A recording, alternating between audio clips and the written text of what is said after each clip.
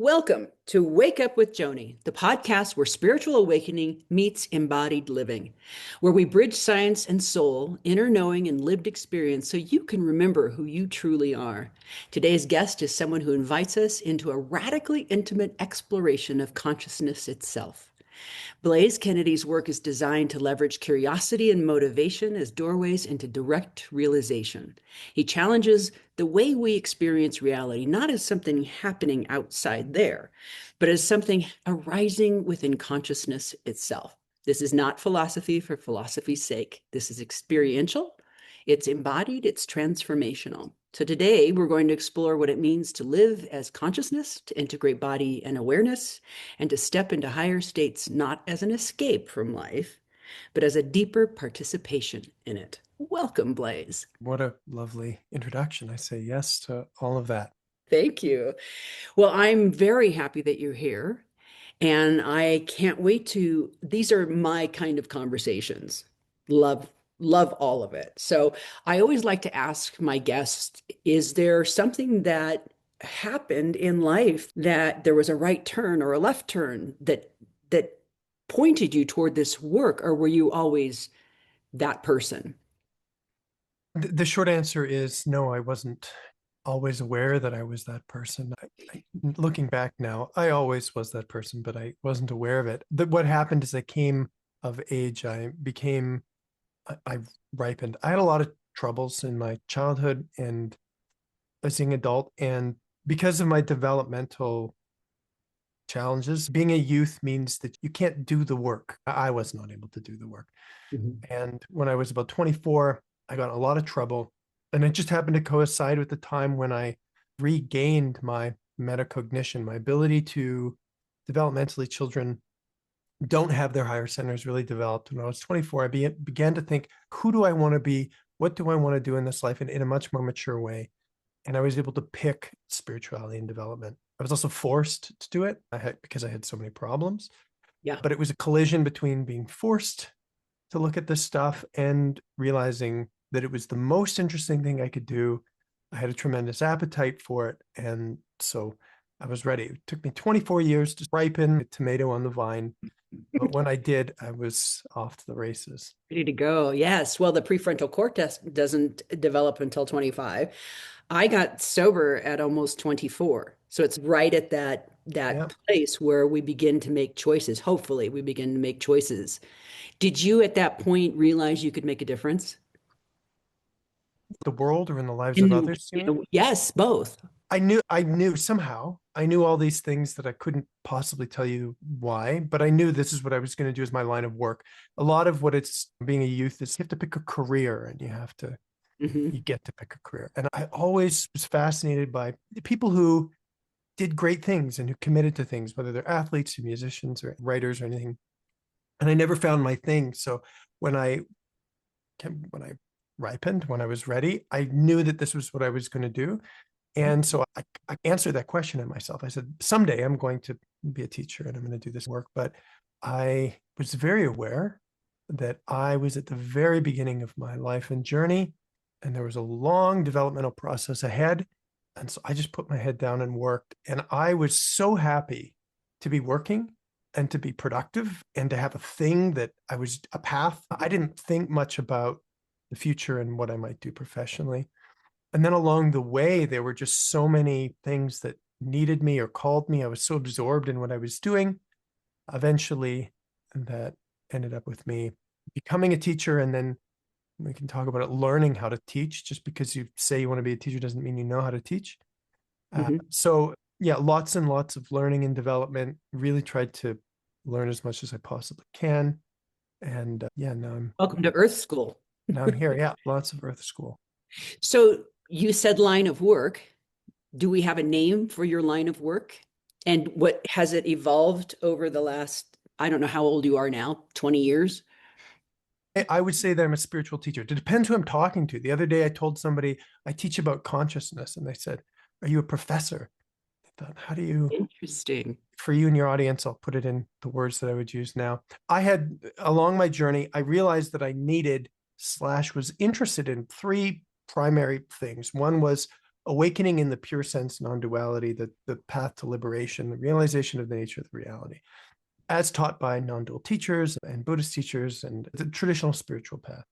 I was also really fascinated by trauma and trauma healing and all of the, I would call, very Western modalities that are evolving now in relationship to trauma and collective consciousness. And I was also interested in the very fancy spiritual woo-woo things of all shapes and colors. And I thought, I want all of those things. And I had to go in my learning, I had to go to a lot of different places to get those, because if you see a non-dual teacher, they're going to de-emphasize trauma often because that's not their expertise. If you see somebody that's new age, or you listen to something, they're not going to necessarily know what trauma or non-duality. Everyone had their own focus. What I am doing today is I'm trying to create the most integrated, comprehensive, structured teaching that gives people everything, because I believe what is ultimately satisfying and awakening, and in life, there is a call to everything. There is a call to every facet of life. I don't believe, and this is my experience, you can't pick one facet of consciousness or awakening of life to stake your claim on. Over time, you may start in one area, you may make a breakthrough in one area, but over time, you are going to get invited into, is the positive way to say it, into everything. And so it's that everything that I'm fascinated by. We are, you could say, multidimensional or multifaceted. And so I teach about a fluency in as many different facets of life as possible. But the main three that I would say would be waking up to the nature of reality, or the self, you could call it, or liberation-based orientation to consciousness, the soul and the higher dimensions of light, and then our body and our development, our human experience, our emotions, our childhood, our relationships, our ancestors, everything that's very earthly and relational. And I try to create a map and teachings that allow people to thrive in all of these areas and see how they all work together. Perfect. The way you delineated that into three buckets, let's go bucket by bucket. If you, Bucket by bucket. Great. yes, let's start with the awareness or the awakening. It's perfectly aligned with Wake Up, the Yeah. podcast. And I think I mentioned to you in our correspondence that I've shifted now into, I think I'm spitting on myself. I've shifted now into we're awake. How do we maintain that? How do we regulate? How do we stabilize that? So is that in your first bucket, or does that come along with the other buckets? The question of living awakeness is something that you can't really separate. Living awakeness being different from how you are in your relationships, between how your body is to be, how you can't really delineate that. But when you teach it, you very much have to take it sequentially. You can't teach everything all at once. You have to find a way to structure it. So if we call the first bucket our relationship to being, our relationship to the experience of being conscious, our position or our orientation in relationship to the present moment, to reality, Mm. that doesn't necessarily affect what's happening in our experience. It doesn't necessarily regulate us or create a better life. It doesn't necessarily solve the problems that are happening inside consciousness. It's a transcendence. And Amen. the value of transcendence is it can make you, or does make you, deeply at peace about what is happening in life. And so in a sense, you could call that indirectly, there is an effect, right? There is an effect that you have an unconditional sense of well-being, but that doesn't do all the work that is needed to really regulate life. But what I think the primary challenge that I had, and I don't know that every single person had this, is I just had to know, this isn't intellectual. I just had to know, why is there an experience at all? What is this?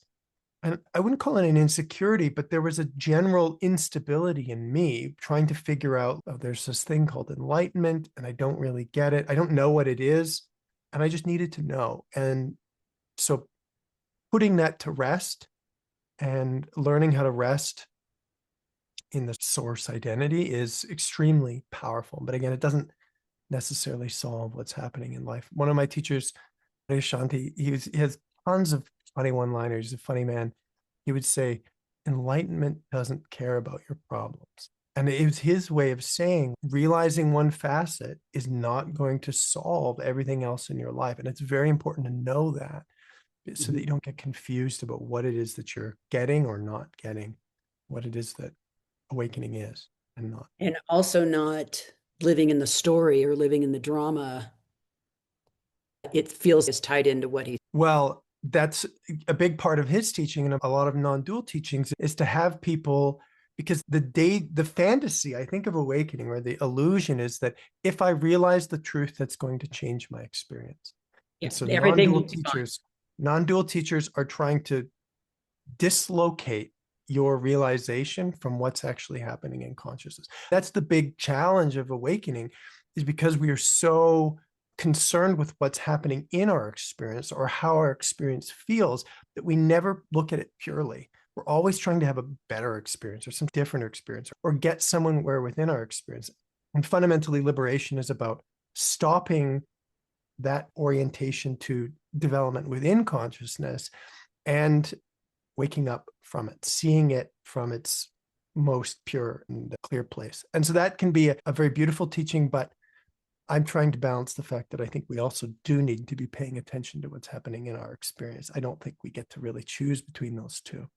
Yes, but perhaps being in the experience, having the experience, but not judging the experience as needing to be anything other than what it is, will take away some of the suffering. And people are waking up and then they're going, well, wait, everything should be fine now. But they're not being held. They're not Yeah. being, okay. What do you think of that? Well, I think that it does alleviate a kind of suffering. The way I would describe, the best way I could describe it in myself is no matter what is happening, if I recognize the nature of reality, I smile. That's the Mm-hmm. impact that it has on me. That's Mm-hmm. the clearest way that I can say it. Mm-hmm. Everything is totally okay. That doesn't make necessarily the pain go away or energy move. It doesn't necessarily make the whatever is happening in life dissipate, but it is fundamentally true. And that is a relaxation that definitely helps. And so I wouldn't give that back. I that happiness that is unconditional Priceless. is unspeakable, is priceless. It's unspeakably wonderful. So what you're saying, or what I'm feeling that you're saying, is you smile at it because you know the lesson of it, or you know whatever the truth of it is. You're not bypassing it. I love your tact. I love the way we're going through this. You're pressing in a way that I really enjoy.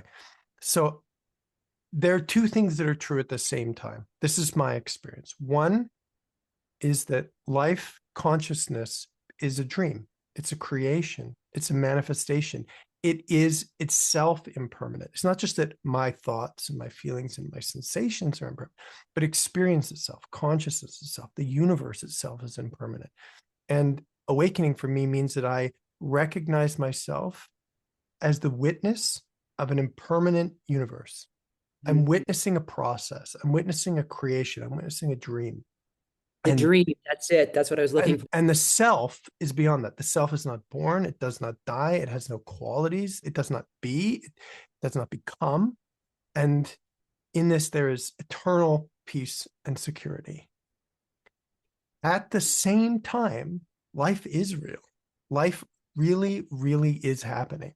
And my journey is to have both. If I'm sad, I really am sad. And this can be very confusing. It was confusing before you wake up because you hear that life is a dream and you would think that that would make you as a person impervious to life, but it doesn't. And the best metaphor I can give to this is you go to a movie theater, right? You go and you watch a movie. And the reason you go to a movie theater is to experience something that feels real. If the characters in the movie just didn't care and there was no plot, you wouldn't watch the movie. There's No, no conflict either. there's no conflict, if there's no suffering, if there's no joy, if there's no linear arc to the story, you wouldn't go to that movie. For me, that's what consciousness is. That's what creation is.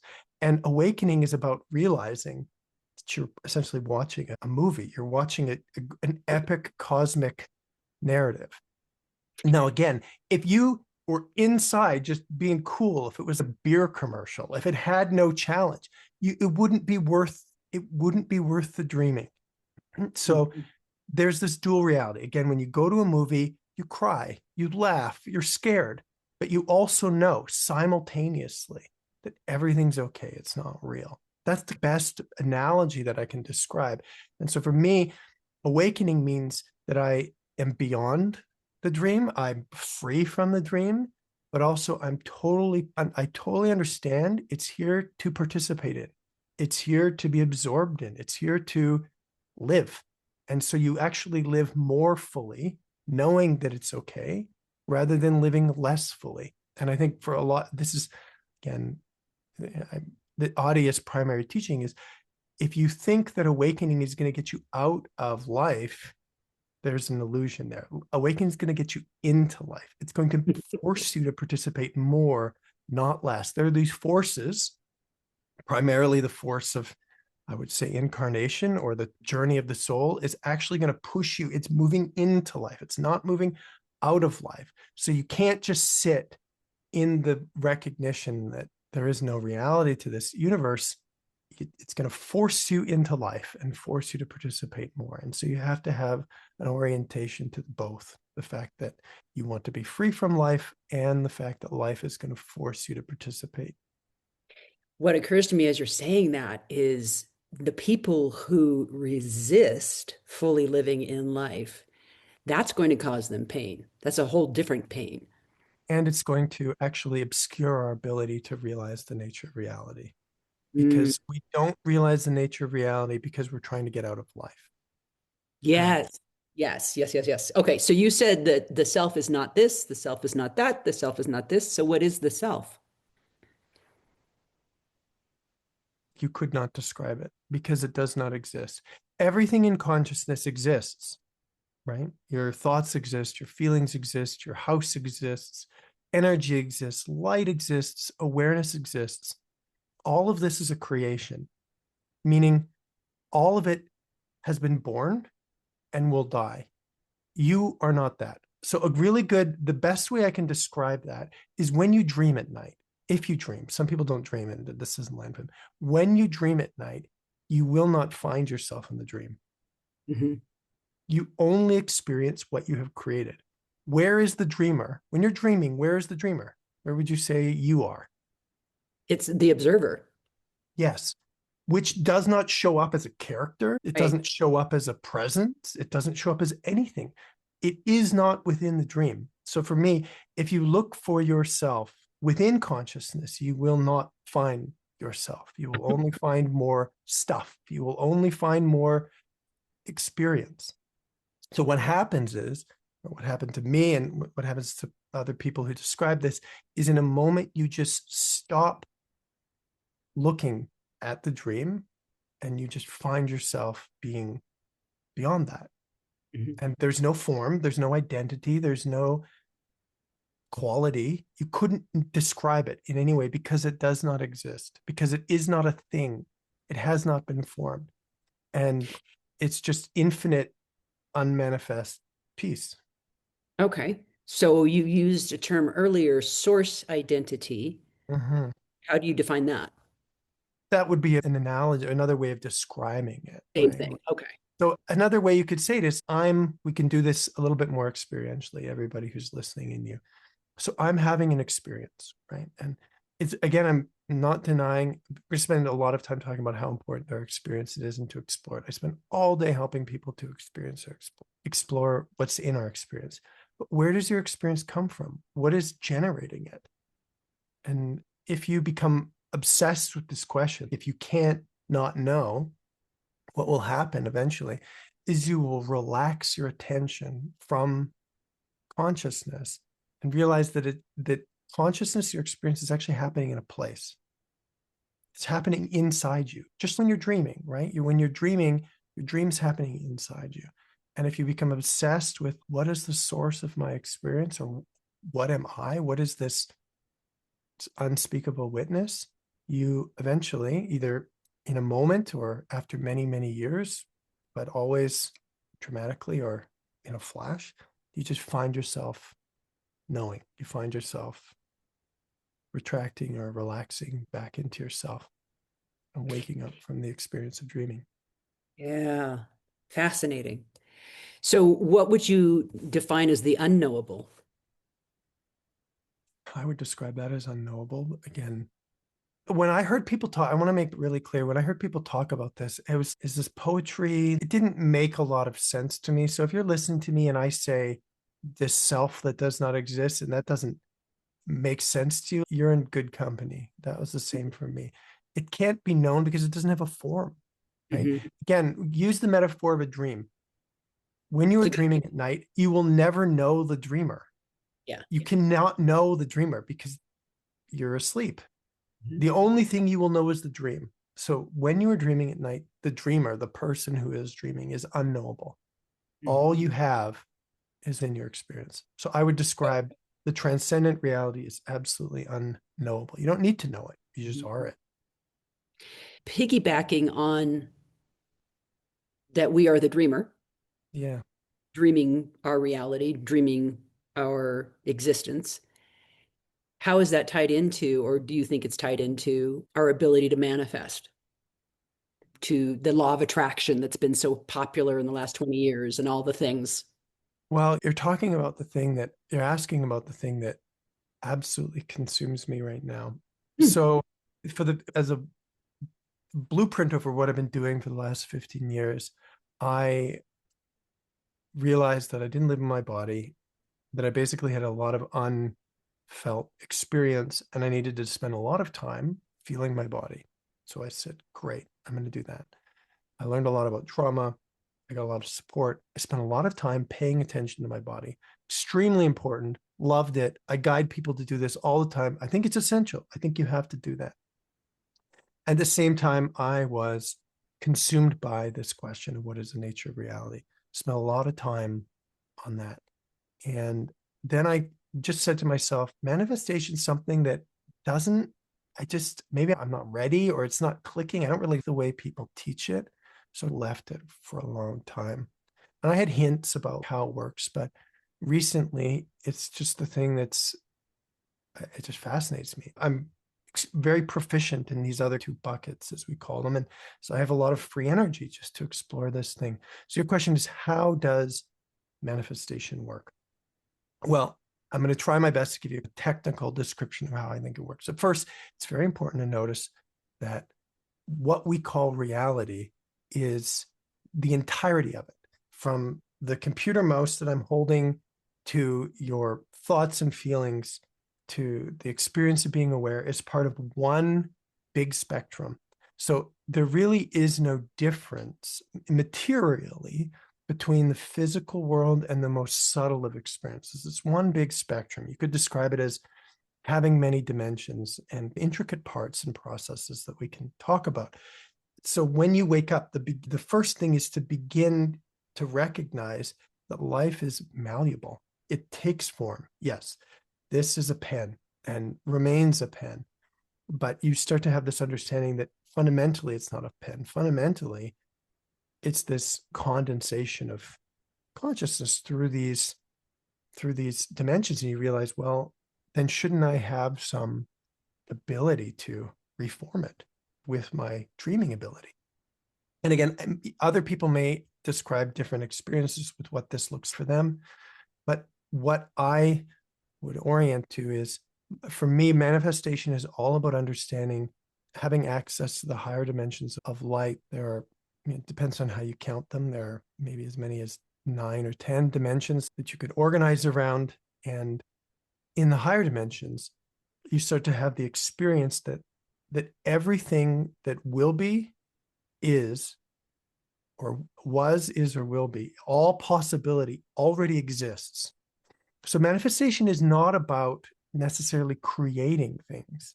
It's Mhm. about orienting our personal body, mind, and soul towards a place in consciousness, a potential that already exists.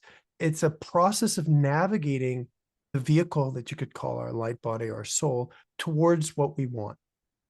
That's what I am essentially learning how to do. And other people may describe it differently, but this is how I orient to the question of manifestation. It's about understanding that light is a fundamental substrate of how all things take form.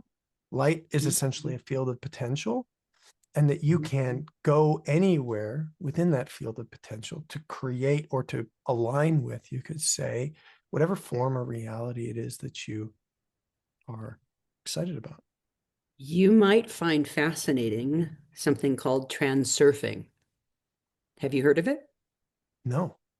Basically, in a 90-page treatise, a guy from Russia just described in detail what you just said in a nutshell. Yeah.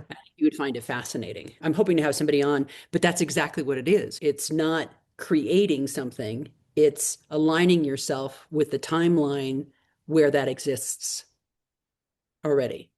And this gets really a new agey, and I know some people can feel really uncomfortable. Probably not your guest so much, but for some people, this is really uncomfortable for them to think about. And a way to ground it in material science in the Western way is to think about our understanding of matter and reality is that you have physical objects, which are made of particles.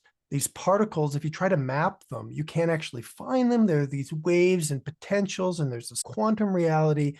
You say quantum physics is the understanding that the physical world we experience is actually just some representation of potential. So this is the direction that science is going in already.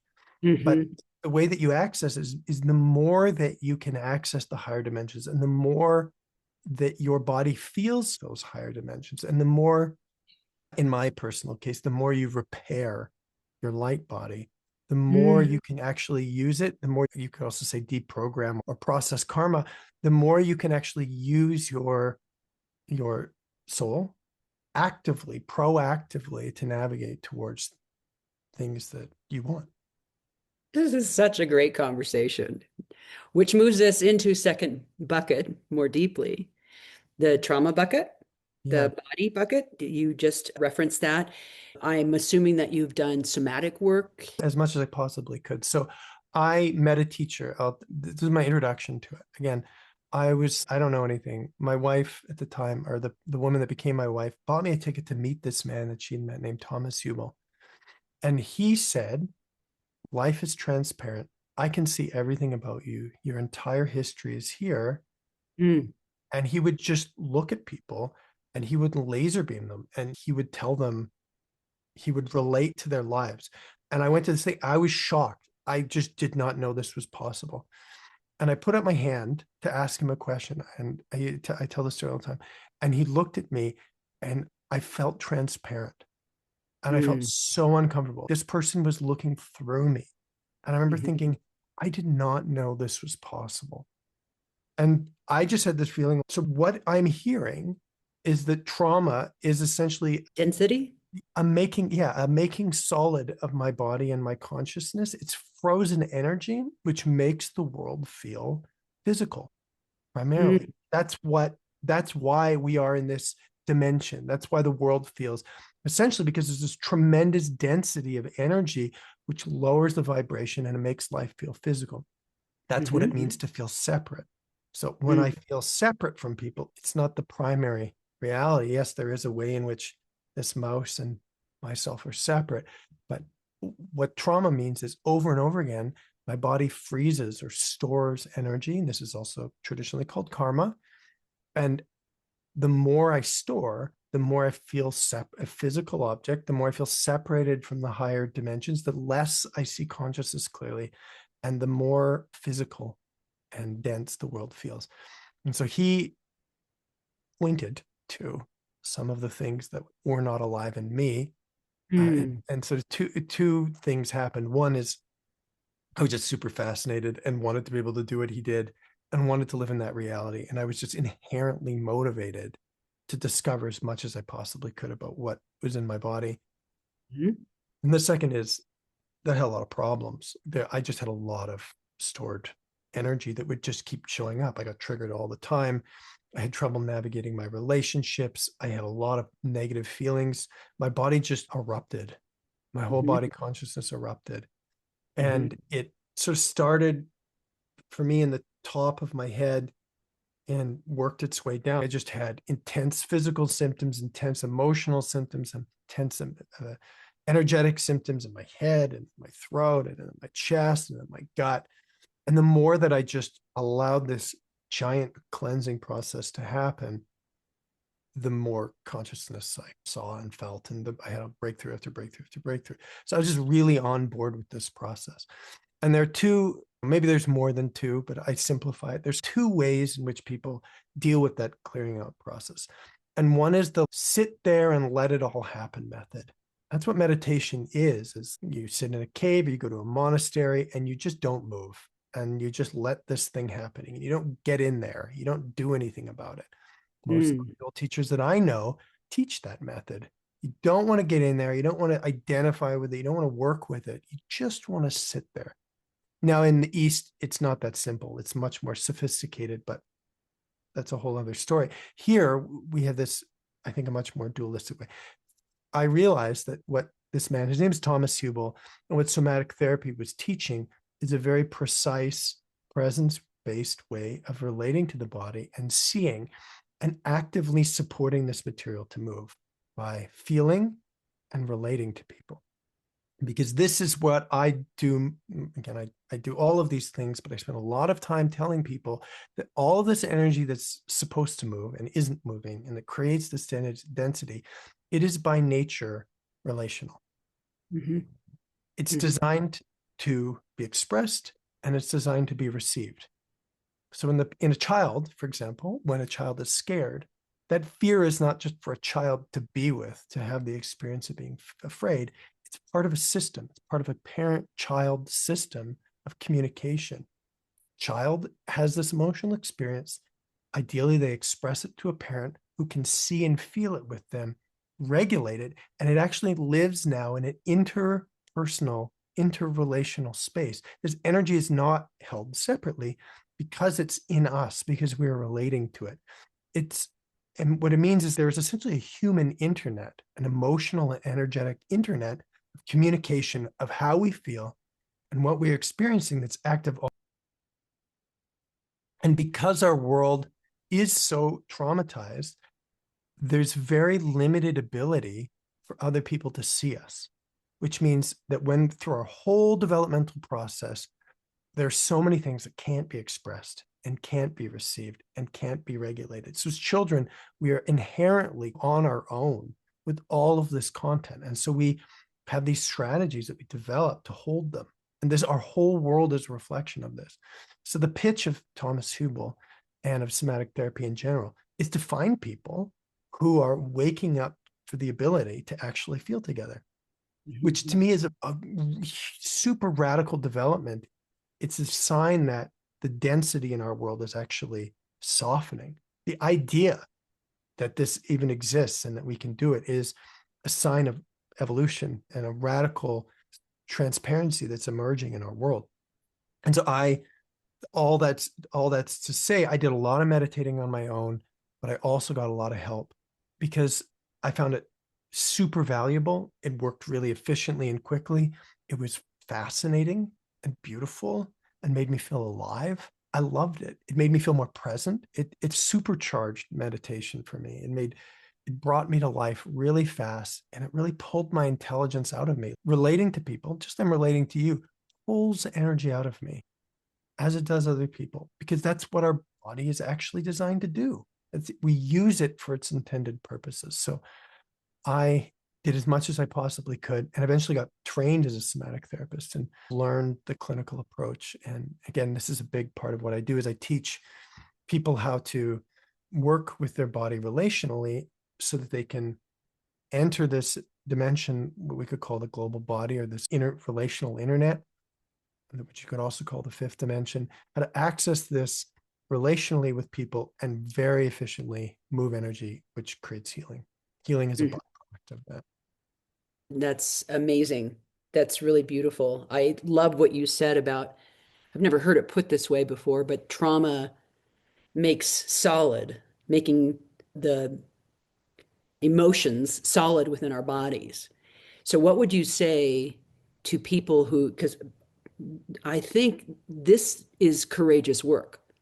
This facing the trauma or processing the trauma, or you had a curiosity about it and you got excited once you got into it, that's great. How do you talk to people out there who are, maybe they're triggered all the time, they're hypersensitive, they take everything personally, because they're somatically walking around with this density, but one, they don't know how to get rid of it, or two, they hear EMDR, they hear somatic work, and they're afraid to feel the feelings.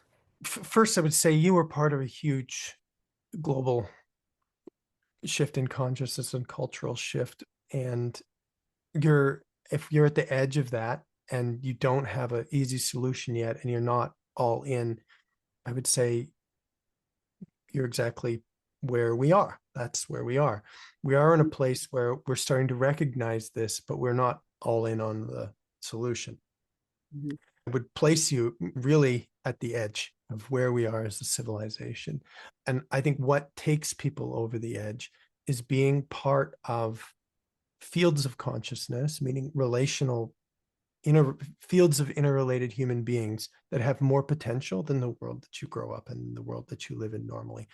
Because what happens is when you go to 7-Eleven or when you go to the Chamber of Commerce, you're going to be not in the context of healing or feeling, and you are going to be having these experiences in isolation. You're not going to Mhm. land with people, and there's going to be a suboptimal amount of capacity and resource for you to deal with them, which for me, in my experience, means you're going to be more likely to want to repress this, to feel alone in it, and to see it as a negative thing. Mm. In our world right now, being triggered, being mad or sad or having shame is a negative thing. It doesn't feel good. It's not really clear how it helps you with your job or your marriage or whatever. When you enter fields that I'm trying to create, that Thomas also creates, these are fields that exist at a deeper dimension. The basic premise is energy is good. That's the basic rule. More energy is better. And so what you enter is a field that says that actually gets nourished by how you feel, travels out through you, and actually nourishes the whole group, the whole field, the whole relationship. And so you flip it from my feelings and my pain are a problem that I have to deal with and solve so I can get to work and have a good job, to realizing I am an endless source of wealth, that I'm feeling this as every time I release energy, I feel the change in my consciousness. Every time I share how I feel, I see how other people receive me. I see that it's touching others.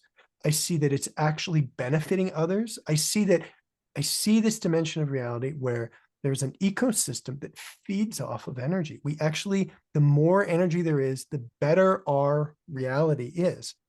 And so instead of seeing I have all the stuff that I have to work through, and if I work through that, somehow I will be happy or good, it becomes inverted and says, as long as I'm willing to feel, spiritually speaking, I just keep getting paid. There's an economy at this level where my feeling and my participation brings experiential wealth and energetic wealth to everyone. We all have that.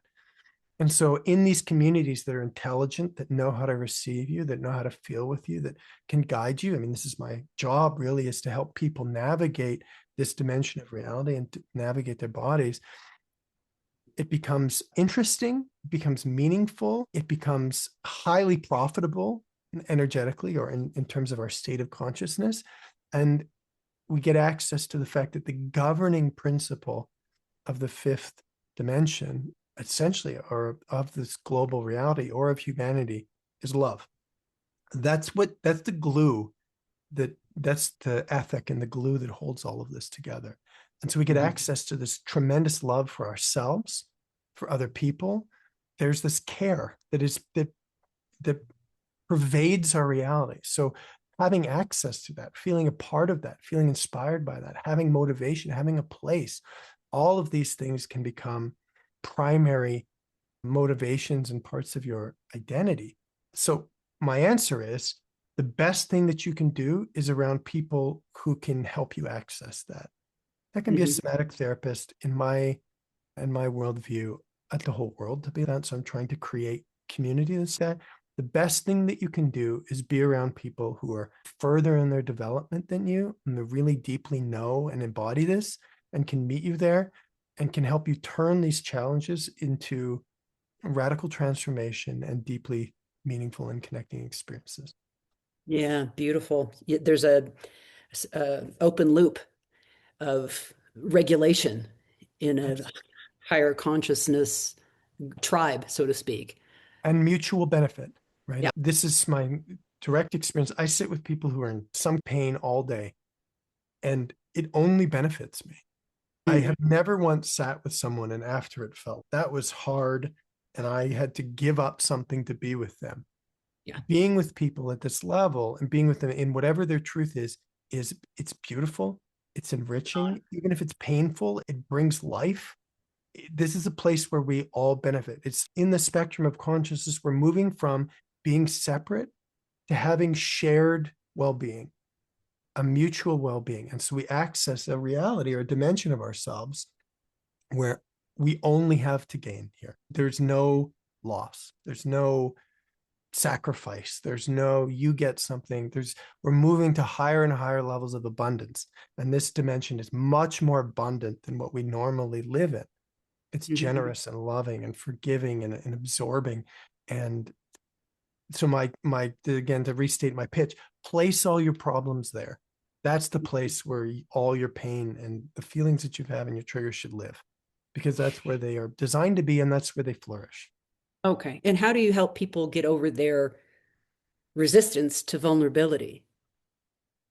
With different people, it's different. I mean, what their resistance, the nature of their resistance to vulnerability can be really wide. Some people don't have it. Some people are come to me extremely emotional, Yeah. and other people come very reserved.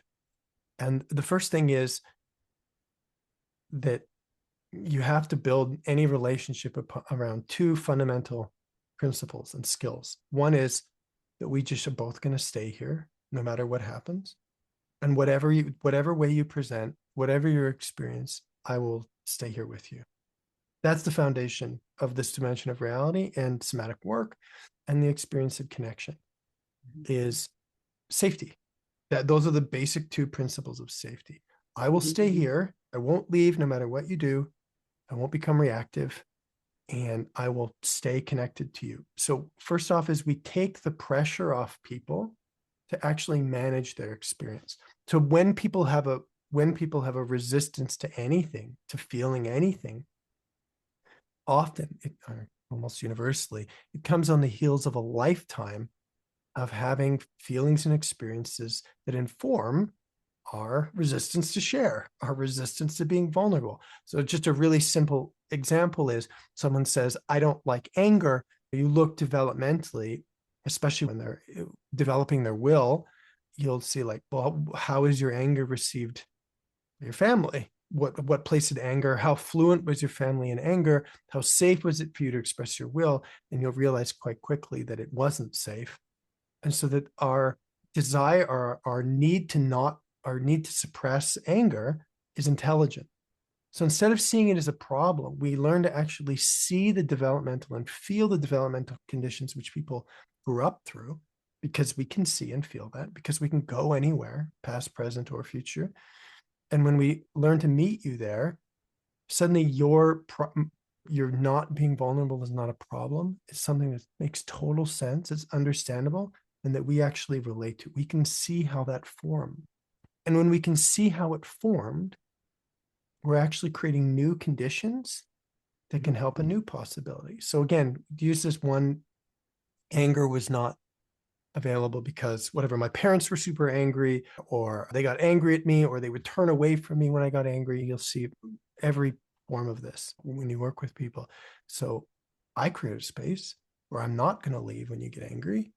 I feel very comfortable with anger. I show that to you, and we repattern what your childhood looked like. Mhm. Over time. People, whatever it is that they've learned to do, they learn to do something different. So that's the primary thing that you do with people is you help them see where this comes from in them. And that's not an intellectual thing. You literally can find people's past and childhoods in their body. You learn how to navigate that with them, and they go, oh.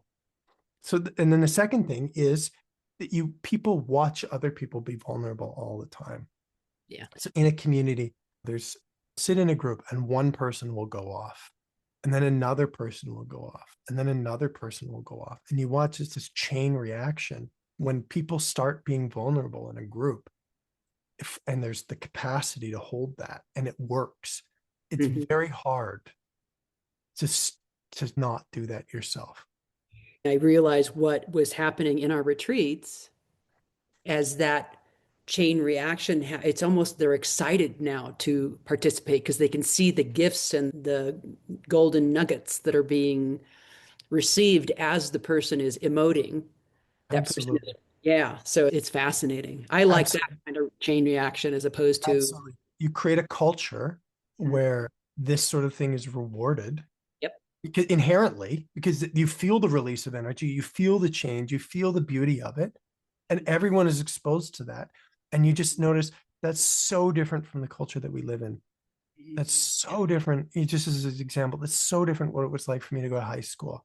When I was in high school, it was God, if I just didn't have any vulnerabilities at all, that would be just amazing, right? That was the culture in high school. If every feeling you have is going to get negativity or rejection, of course you're going to learn to stop feeling, right? So you just create the inverse culture Mhm. where everything is accepted, everything is welcome, everyone gets a place. These are the actual laws. This is actually essential to being a human being. The dimension that I'm describing, this is our birthright. This Mhm. isn't a strategy. This is the way it is in these deeper dimensions of reality. Everyone is welcome. Everything is welcome. Everything is part of one unity. And everyone knows this deeper inside themselves. Waking up is accessing an intelligence, a nature of consciousness and a body that's deeper than what we have experienced before. So again, just put people there and they'll Yeah. thrive, right? The third bucket is spirituality, which has been woven throughout our entire conversation. But is there anything else about spirituality that you wanted to talk about? Well, okay, so just to reframe, I think we've covered the three buckets. There would be healing, fancy manifestation. I guess spirituality could go in there too, and awakening in its pure sense. And I can tie them all together. Okay. So when I started, I was okay, there's these three separate things. People seem to be talking about them separately. Sometimes they talk together. I'll do my best to tell you how I think they all work together. So the first is by the time I was 25, I was filled with this stuff, this frozen energy. And this meant that when people talked about consciousness or when people talked about the beauty of life or awakening, I couldn't really stay with it. It didn't make sense to me. I was too dense to actually do it. So what happened was the more I felt, the more I did the healing work, it's you liquefy your nervous system and your energy body. And this is actually what gives you access to the fifth dimension. You access the fifth dimension through a fluid body of energy. This means your emotional body and your subtle bodies as well. You access the dimension by liquefying or softening your body. So Mm. then the more I did this feeling stuff, the more I would go, oh, yeah, I get this energy thing. I get what they mean by energy. I get what they mean by relationship and connection. It's so inherently satisfying that you go, how do I get more of this? I want life to feel amazing. I want the things that I hear the saints experiencing. I want to experience those things too, right? So you get a taste of it and it motivates you to go deeper and deeper and deeper. And for me, I went deeper and deeper and deeper. And then I realized there's a lot of experience, there's a lot of movement. It seems endless. I'm craving ground. I'm craving some kind of endpoint. I'm craving some sort of ultimate realization. Not intellectually. I'm looking for eternal rest. Mm. And for me, it took me a long time till I went, okay, I'm ready for that. So to that end, I'm saying all the participation in life had this maturing effect on me where it made me able to really deeply look at the nature of reality. I could ask questions about the nature of reality at the beginning, but I would say somehow by just participating so deeply in life, it somehow matured me and had some positive impact. For other people, somehow you tell them life is a dream and they get it on day one, and that's their path. But from my experience, most people are going to have to do a lot of being and feeling before they're ripened in that way. So Yeah. and then as this happened, the idea of, as both of these things happen, as consciousness becomes more transparent, and you discover the energy, and you discover love, and then you discover the light-based dimension, you discover your soul, more and more of the sort of map and the inner workings of consciousness reveal themselves. Then you can start to utilize the vehicles that you have. You can start to manifest. And for me, it's the reason why manifestation didn't actively happen for me is because I had so much conditioning or programming, which essentially I was manifesting what I held in my being. Yeah. I just didn't have enough freedom, you could say, in my soul or in my light to actually move towards what I want to. I was moving towards what I was conditioned to want to. So all this is to say, everything that happens within consciousness is progressive and works together. The more transparency, the more you lighten your body, the more you see and feel, the more you learn, are able to access the higher principles, and the more inherently beautiful and intricate and alive consciousness feels. And then whenever you're ready, you can realize the self that transcends all of that, whenever you're ready for that. And that's unique for every single person. So what I would say is most of what we are doing in spirituality is feeling our body, living in the world, seeing what comes up for us, seeing how we store the past in our system, seeing the presence of karma, and having to deal with that. And I think the most efficiently that we can deal with that, that we can deal with the density and the stored energy and the things that come up, the most efficiently we can deal with that, the better. Again, my prescription is relational practice and living in fields that are really clear. The more we can do that, the more quickly we can access the higher principles, and the more we can live in a multidimensional reality where we've all these different aspects of ourself which we're engaging in and caring for and that are meaningful. My prescription is that if you do all of these things, not haphazardly, but in a way that ties them together, basically you can go anywhere, you can do anything, you have access to all the mechanics, you can resolve the past, you can learn to manifest, you can go to the source of yourself, you can go anywhere you want. And that empowerment is what I'm ultimately wishing for people, is that they can do whatever they want. And again, for me, when I was a kid, and for most people, I didn't have a lot of choice over what I did. Whatever happened to me, happened to me. And I reactively just did my best. And what spirituality has done broadly is given me the freedom to do whatever I want. Thank you. Thank you for this conversation. It's incredibly inspiring. And as I'm listening to you, it feels like I've never had this conversation before, which I haven't, but I haven't. It's fascinating. My wife used to always say she would hear Thomas Hubel speak, and she'd say, he says the same things over and over again, but it doesn't feel like that. It feels Yeah. like every time he says it, he's saying it for the first time. Yeah. There's a And beauty in your voice as well oh, that's thank you. so grounding. Thank you. Yeah. Yeah, it's But beautiful. what you're describing, that freshness, that aliveness, is so inherently satisfying. And I wish that for everybody. Yeah, exactly. Well, thank you for being here. I have one more question, but Yeah. first, where can people find you? The main thing is in the show notes of this episode, I'm going to put a link. The podcast listeners can go to this link and see what I'm about and what I do, and go to my website. I do free meditations. I obviously run a lot of programs, and I make content on the internet. So in any of those ways, I'd love for you to engage with me. Just check the show notes and click the Okay, link. yeah. Send me all the links and we'll get them in there for them. Okay. The last question, you ready? Yeah. How do you recommend that the listeners go out and live their most alive lives? Well, I think the most alive, or I don't know if you said alive or aligned, the most alive and aligned life is your life. And the way that you get access to that is by feeling yourself more. And so it's a cliche to say, look within. That's not that easy. Again, looking within in our world, and just because of the traumatized nature of our world, it's not that easy to be connected to yourself. So Mhm. my recommendation is to find support with people who want to be with you and support you to be with yourself. Beautiful. That's, for me, the human design is actually to be in relationship deeply. And so my highest recommendation is be around people who want to know you and be with you and who evoke that from you and discover yourself through that. There are many people who are very motivated and who can do this by themselves in isolation. And I think that's wonderful. And if you're really motivated, like I am and have been, it's only going to benefit you to find other really motivated people to be with. So there's no disadvantage to help and connection. I think we're moving into a world of radical collective awakening. And I think the time is about actually relating and working with other people, creating these really powerful collective fields and participating in a collective awakening.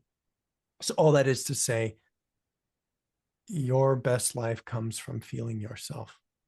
Mm. And that is a process that you can engage in.